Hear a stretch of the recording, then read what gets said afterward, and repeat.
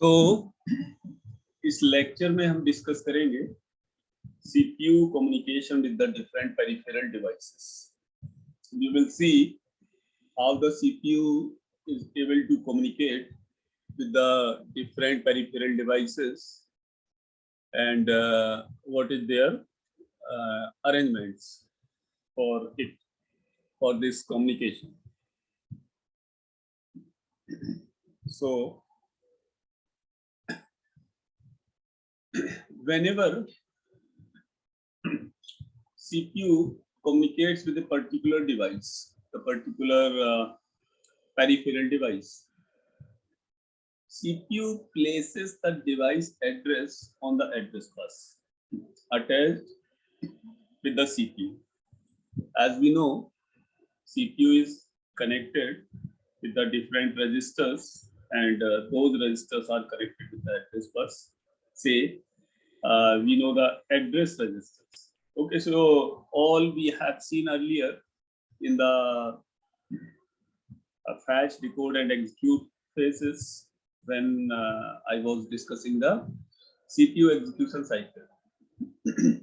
तो CPU क्या करेगा कि डिवाइस का एड्रेस बस पर प्लेस करेगा जिससे कम्युनिकेशन करना होगा, और जो इंटरफेस अटैच होगी इनपुट आउटपुट बस से, मीनिंग क्या हुआ कि इनपुट आउटपुट डिवाइस होगी, उसकी इंटरफेस होगी, इंटरफेस सर्किट जो प्रीवियस लेक्चर में हम डिस्कस कर चुके हैं, और वो interface circuit any how buses के थ्रू कनेक्ट होगा, either to memory, mainly to memory or sometimes to CPU, जैसा कि स्पेशल केसेस हमने डिस्कस किया था IO प्रोसेसर के केस। तो डिवाइस है, उसका डिवाइस कंट्रोलर है, और डिवाइस कंट्रोलर बसेस के थ्रू मेमोरी से कनेक्ट होगा। तो जो इंटरफेस अटैच्ड है उस डिवाइस से, उसके पास एड्रेस डिकोडर होगा जो मॉनिटर करेगा एड्रेस बसेस को regarding the address for that particular device. मतलब वो डिवाइस का जो एड्रेस डिकोडर है डिवाइस के साथ, वो कंटिन्यूस मॉनिटर करता रहेगा एड्रेस बसेस से कि जो CPU ने एड्रेस पुट करा है एड्रेस बस पर उस पर्टिकुलर डिवाइस के लिए है क्या। ओके, तो जब इंटरफेस अब उस डिवाइस के लिए, जिस डिवाइस के लिए वो इंटरफेस है, एड्रेस डिटेक्ट करेगा या खुद का एड्रेस डिटेक्ट करेगा, तो ये इंटरफेस इसको एक्टिवेट कर देगा बसेस को, so that the communication with the CPU can be perform. आगे चलते हैं।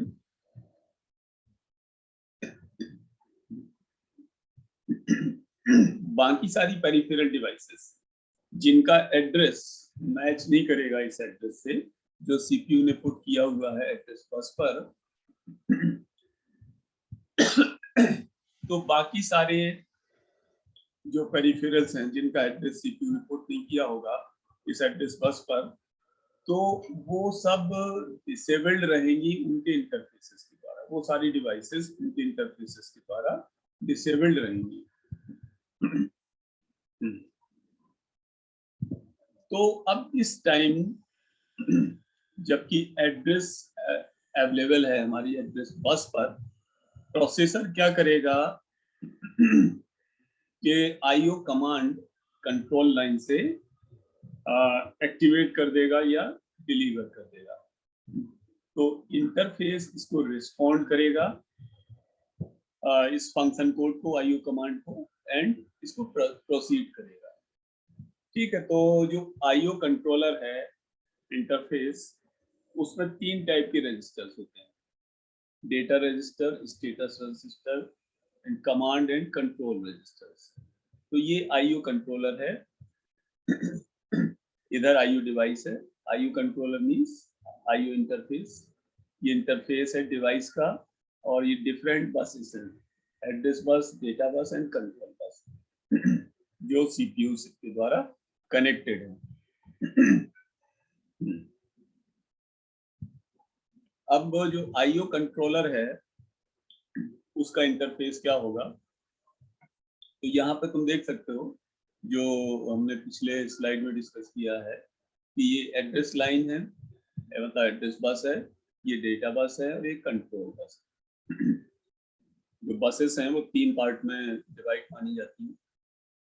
तो एड्रेस लाइन या एड्रेस बसेस से एड्रेस डिकोडर इंटरफेस में वो कनेक्ट होता है। डेटा लाइन से data and status registers, different registers हैं वो कनेक्ट होते हैं, और कंट्रोल लाइन से कंट्रोल सर्किट।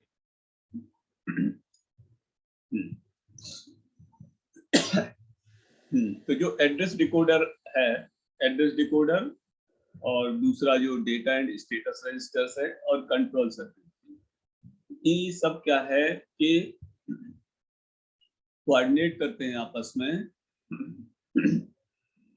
इस डेटा ट्रांसफर के लिए डिवाइस के इंटरफेस सर्किट से।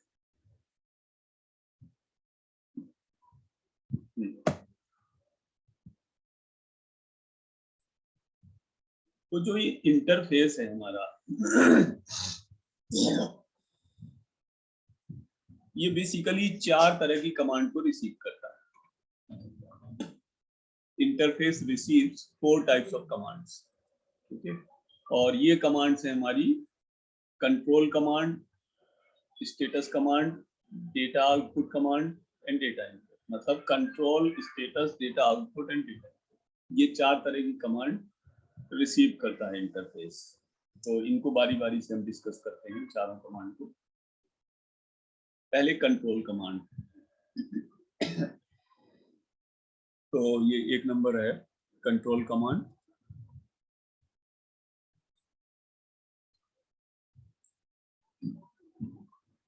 तो कंट्रोल कमांड बेसिकली क्या करती है कि ये एक्टिवेट करती है पेरिफेरल डिवाइस को और इन्फॉर्म करती है कि क्या करना है, मतलब इंटरफेस को बेसिकली।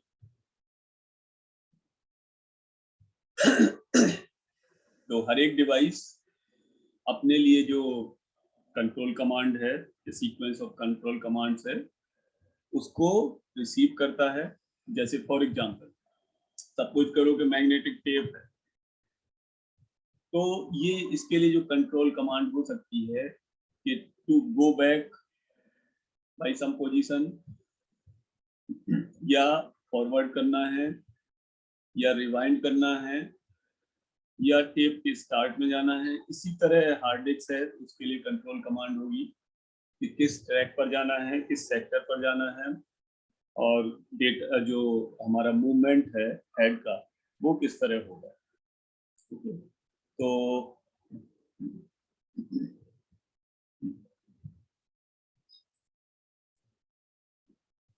तो आगे चलते हैं इस पे।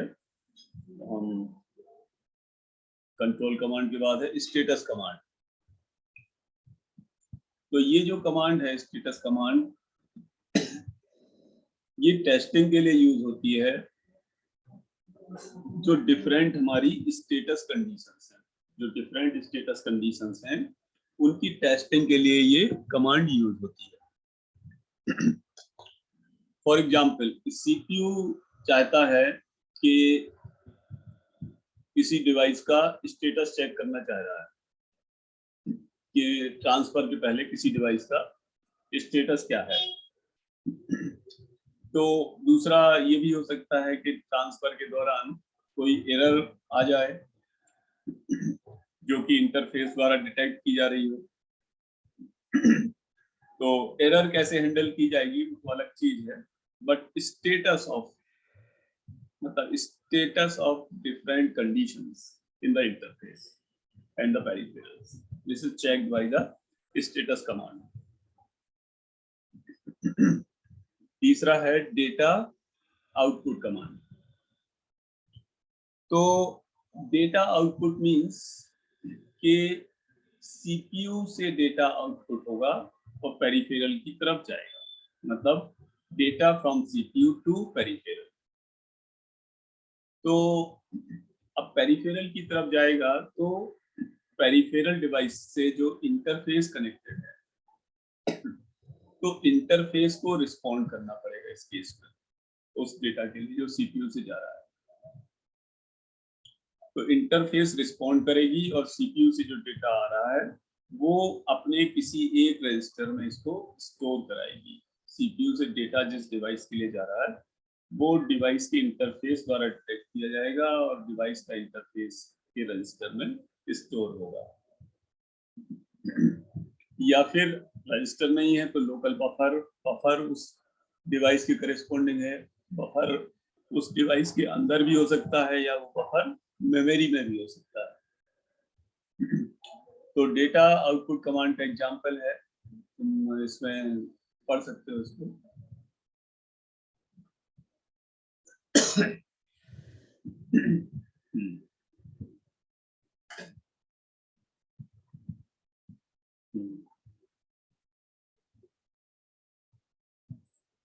एक एग्जांपल लेते हैं हम टेप यूनिट का।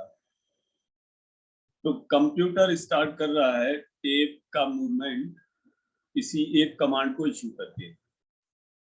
ओके, कंट्रोल कमांड को इशू किया तो टेप का मूवमेंट स्टार्ट हो रहा है। तो प्रोसेसर अब क्या है कि मॉनिटर करेगा टेप के स्टेटस को by the means of status command, और जब टेप हमारा करेक्ट पोजीशन में होगा तो उस मूवमेंट पर processor data output command generate करेगा टेप के लिए। तो प्रोसेसर से जो डेटा जाएगा वो टेप के इंटरफेस सर्किट में स्टोर होगा। अगर नहीं है उसमें स्टोरेज कैपेसिटी तो वो बफर में स्टोर होगा। बफर हम इसी लेक्चर में बाद में भी डिस्कस करने वाले हैं, करेंगे। और चौथा है हमारा डेटा इनपुट कमांड। तो डेटा इनपुट कमांड क्या है? ये अपोजिट है डेटा आउटपुट कमांड का।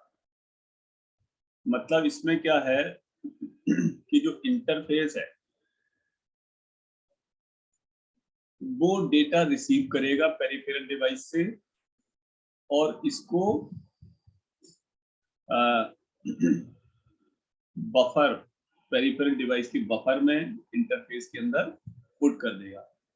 डेटा आउटपुट कमांड में क्या होता है? सीपीयू से कमांड डेटा निकला, इंटरफेस द्वारा एक्सेप्ट किया गया और इंटरफेस से वो डिवाइस को गया। डेटा इनपुट में क्या है? डिवाइस से कोई डेटा आया तो इंटरफेस में आया, वहां पे स्टोर हुआ बफर वगैरह में और इंटरफेस से फिर सीपीयू को पहुंचा। तो data input and data output in the sense दोनों अपोजिट हैं। तो अब क्या होगा कि प्रोसेसर स्टेटस कमांड की सहायता से चेक करेगा कि डेटा इंटरफेस यूनिट के अंदर अवेलेबल है, डेटा अवेलेबल है या नहीं, और तब जाके वो डेटा इनपुट कमांड इश्यू करेगा। हाँ, डेटा इनपुट कमांड में थोड़ा सा और है। तो इंटरफेस क्या करेगा कि अब अपने लोकल बफर से डेटा को डेटा बस पर प्लेस करेगा जहां से वो सीपीयू द्वारा एक्सेप्ट कर लिया जाएगा। अब डिवाइस कंट्रोलर सीपीयू को इन्फॉर्म करेगा कि इसने जो है ऑपरेशन परफॉर्म कर लिया है, और बाई कॉजिंग एन इंटरप्ट। तो इंटरप्ट हम क्या है कुछ लेक्चर बाद डिस्कस करेंगे, अभी इंटरप्ट हमने डिस्कस नहीं किया है। अब बात करते हैं बफर की। तो बफर बेसिकली क्या है कि जितने भी डिवाइसेस हैं, हर एक डिवाइस का अपना एक लोकल स्टोरेज होता है, तो उसको हम बोलते हैं बफर। अब ये लोकल स्टोरेज क्या है? उस डिवाइस के इंटरफेस के अंदर हो सकता है अगर स्टोरेज कैपेसिटी है, और डिवाइस के अंदर अगर स्टोरेज कैपेसिटी नहीं है तो ये लोकल बफर उस डिवाइस की करेस्पॉन्डिंग मेन मेमोरी में हो सकता है, जो कि ऑपरेटिंग सिस्टम द्वारा हैंडल किया जाए। तो बफर क्या है? सिंपली एक एरिया है मेमोरी में, चाहे इंटरफेस की मेमोरी मान लो अगर है, अगर नहीं है तो मेन मेमोरी में, जो कि एक वेटिंग एरिया की तरह वर्क करता है। First in first out Q के फॉर्म में रहता है, जो डेटा पहले आया वो पहले आउट होगा। तो बफरिंग क्यों नीडेड है कि जब कोई इंफॉर्मेशन किसी डिवाइस से या तो आउटपुट होता है या इनपुट होता है, तो ये थर्ड पार्टी द्वारा जब तक रिसीव नहीं किया जाता है तब तक ये टेम्परेरीली बफर में स्टोर होता है इंफॉर्मेशन, और जब कोई डिवाइस होगी इसको रिसीव करने के लिए तो ये बफर से उस डिवाइस में रिसीव हो जाता है।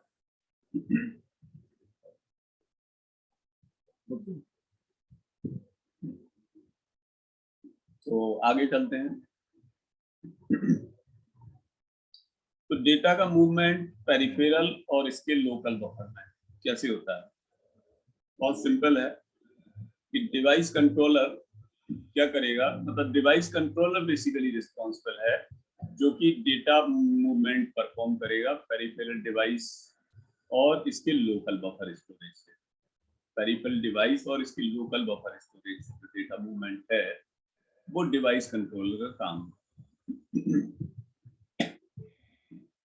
अब सीपीयू है और डिवाइस है जिससे डेटा कम्युनिकेट होना है, वो सेम स्पीड पे तो वर्क करते नहीं है। तो उस केस में क्या होगा कि सीपीयू तो बहुत फास्ट प्रोसेसिंग करेगा, और कोई डिवाइस अगर रेडी है डेटा इनपुट या आउटपुट के लिए तो सीपीयू हर मोमेंट पे तो अवेलेबल रहेगा नहीं, और डिवाइस धीरे धीरे वर्क करेगी। तो सीपीयू जैसे ही अवेलेबल होगा वो बफर से सारा डेटा कलेक्ट कर लेगा और फिर अपने दूसरे काम में लग जाएगा। तो सीपीयू इस डेटा को as soon as CPU free होगा तो इस डेटा को एक्सेप्ट कर लेगा। डेटा बफरिंग, तो डेटा बफरिंग वही है जो अभी हम डिस्कस कर रहे थे, इसको रीड आउट कर लो।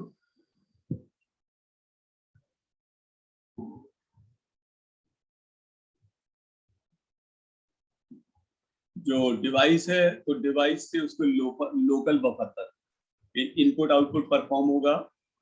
बफरिंग क्या है? डेटा बफरिंग मतलब वही process of putting the data into the buffer. Okay, तो बफरिंग एसेंशियल हो जाती है बिकॉज की जो स्पीड मिसमैच है मेमोरी एंड डिवाइस या सीपीयू एंड डिवाइस, क्योंकि CPU as well as the memory, they are differing in speeds with the different devices. तो इस केस में बफरिंग हमारी यहाँ एसेंशियल हो जाती है कि सीपीयू उस स्पीड से वर्क करता है जिस स्पीड से डिवाइस बहुत स्लो होती है। तो जो लो स्पीड डिवाइसेस हैं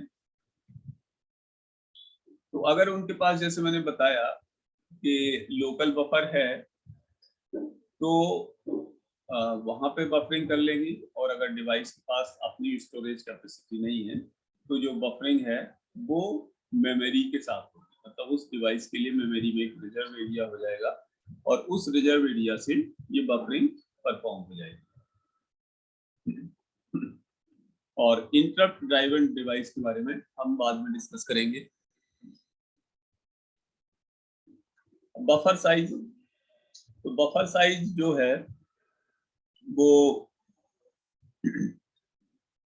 कंट्रोलर टू कंट्रोलर वेरी करेगी, मतलब डिवाइस टू डिवाइस वेरी करती है कि इस पर डिपेंड करती है कि कौन सी डिवाइस कंट्रोल की जा रही है।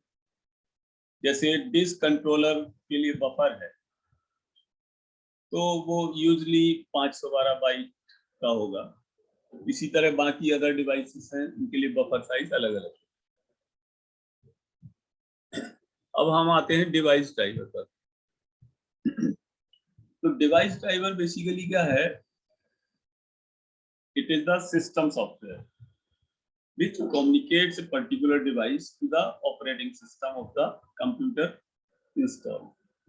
जब किसी डिवाइस को कंप्यूटर से कम्युनिकेट करना होता है तो कंप्यूटर के लिए रिस्पॉन्सिबल सॉफ्टवेयर क्या है? Operating system. तो ऑपरेटिंग सिस्टम को कैसे मालूम चलेगा कि वो डिवाइस कंप्यूटर पे अटैच है? How to know? Operating system को कैसे मालूम चलेगा कि वो डिवाइस, कोई भी डिवाइस कंप्यूटर से अटैच है? मतलब कि डिवाइस का कंप्यूटर से जो कम्युनिकेशन है that will be through the operating system. तो device driver is the system software which works in cooperation with the operating system installed on the computer. तो कंप्यूटर पे जो ऑपरेटिंग सिस्टम है उसको वो डिवाइस को पहचाने, इसके लिए डिवाइस ड्राइवर के पास उस पर्टिकुलर डिवाइस की सारी पेक्यूलियरिटीज, सारी इंफॉर्मेशन होती है। तो जो अब डिवाइस ड्राइवर करता क्या है कि सिस्टम सॉफ्टवेयर है जो क्या करता है कि लॉजिकल रिक्वेस्ट जो होती है, it converts the logical request of application programs into commands directed to the device.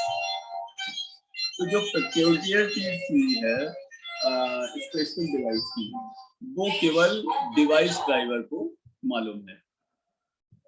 तो डिवाइस ड्राइवर क्या है कि जो वेल नोन डिवाइसेस हैं उनके लिए डिवाइस ड्राइवर को ऑपरेटिंग सिस्टम के साथ होता है, जैसे माउस का है, कीबोर्ड का है, डिस्क का है, मॉनिटर का है, स्क्रीन का है। तो इन सब के डिवाइस ड्राइवर ऑपरेटिंग सिस्टम के पास ऑलरेडी होते हैं। अब जो नई डिवाइस हम अटैच करेंगे, जैसे प्रिंटर है या स्कैनर है या किसी कंपनी की कोई अलग डिवाइस में अटैच की, तो नेटवर्किंग डिवाइस, तो उसके लिए जो सीडी में उस डिवाइस के साथ डिवाइस ड्राइवर आता है उसको हमें इंस्टॉल करना जरूरी हो जाता है, बिकॉज ऑपरेटिंग सिस्टम सभी पर्टिकुलर डिवाइसेस के लिए, सभी डिफरेंट डिवाइसेस के लिए डिवाइस ड्राइवर तो नहीं रख सकता। ऑपरेटिंग सिस्टम के पास वो डिवाइस ड्राइवर होते हैं कॉमन डिवाइस, जैसे कीबोर्ड है तो वो तो सेम ही है, किसी कंपनी का माउस है, it is having actually the same structure. तो डिवाइस ड्राइवर में ज्यादा वेरिएशन नहीं है, ज्यादा कोड नहीं लगेगा। और तुम कोई भी नेटवर्किंग डिवाइस या मेमोरी डिवाइस या सपोज स्कैनर, प्रिंटर है, प्लॉटर है, इन सबको अगर अटैच करोगे तो you need to install the device driver for that particular device. Okay, principle of I O software. तो प्रिंसिपल ऑफ आईयू सॉफ्टवेयर क्या है कि इनपुट आउटपुट सॉफ्टवेयर। तो सॉफ्टवेयर को एक सीरीज ऑफ लेयर में हम अगर ऑर्गेनाइज करते हैं, so this is called as the input output software. तो इसमें क्या है, डिफरेंट लेयर्स के फॉर्म में हम रिप्रेजेंट करते हैं। तो जो अपर लेयर है that is towards the user, towards the application program, और जो लोअर लेयर है that is towards the hardware. बीच की लेयर अलग अलग चीजों के लिए, सिस्टम सॉफ्टवेयर, डिवाइस ड्राइवर और device independent software etcetera.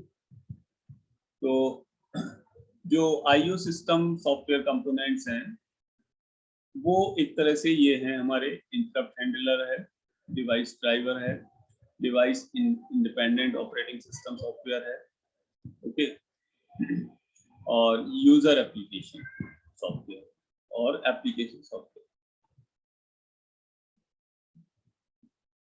So this is the last slide. You can see कि यहाँ से इनपुट आउटपुट रिक्वेस्ट आई, वो इस साइड से जाएगी, यूजर प्रोसेस है, उसके बाद डिवाइस इंडिपेंडेंट सॉफ्टवेयर है, उसके बाद डिवाइस ड्राइवर है, फिर इंटरप्ट हैंडलर है, फिर हार्डवेयर। हार्डवेयर से वो इंटरप्ट हैंडलर पर जाएगा, फिर यहाँ डिवाइस ड्राइवर से होगी device independent software, user process, और ये रिप्लाई एक्चुअली एरो थोड़ा सा उल्टा बन गया है, it should be towards the IU reply. ये ग्रीन एरो, इसको ऐसे अज्यूम करो कि आईयू रिप्लाई की तरफ है। So by this we have completed this discussion for the CPU communication with the peripheral devices. तो नेक्स्ट लेक्चर में हम डिस्कस करेंगे कि memory map, input output etcetera. तो इस लेक्चर को हम यही फिनिश करते हैं।